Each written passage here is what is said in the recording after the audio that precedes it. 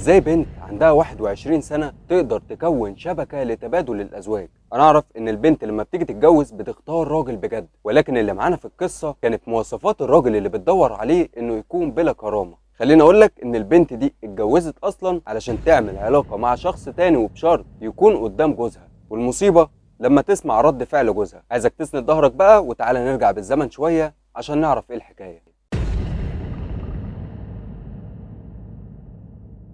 في محافظة القليوبية في بداية سنة 2024 بنت اسمها نجوى عندها 21 سنة عايشة مع أهلها في حياة مستقرة وكل شيء طبيعي، ولكن اللي مش طبيعي هو التفكير اللي كان في دماغ نجوى. كان بيتقدم لها عرسان كتير، ده لأنها كانت جميلة جدا، ولكن ولا واحد فيهم كان عنده المواصفات اللي هي عايزاها، لأنها كانت بتدور على مواصفات خاصة. القصد بمواصفات خاصة مش إنه يكون جميل ولا عنده عربية ولا الكلام ده خالص، هي عايزة شخص يكون بلا كرامة وبلا رجولة، وده كله علشان تنفذ الخطة اللي في دماغها بعد الجواز. وفي الوقت ده يتقدم محمود علشان يخطب نجوى، ونجوى اتأكدت فعلا ان محمود ده هو الشخص اللي هي بتدور عليه، وتأكدت من ده لما اتعرفت عليه اكتر وعرفت ان هو مش بيغير عليها ولا بيسألها بتروحي فين وبتيجي منين وانت لابسة كده ليه، فتأكدت ان دي المواصفات اللي هي عايزاها، وطلبت منه ان بعد الجواز يسيبوا البلد اللي هما قاعدين فيها وينقلوا لاي بلد تانية، ده لانها مش واخده راحتها وسط اهلها ولا هتقدر تنفذ الخطه اللي في دماغها بعد الجواز وسط الناس اللي عاشت وتربت معاهم. محمود وافق على طلبها مع ان ما كانش ليه اي مصدر عمل في اي بلد تانية، بس نجوى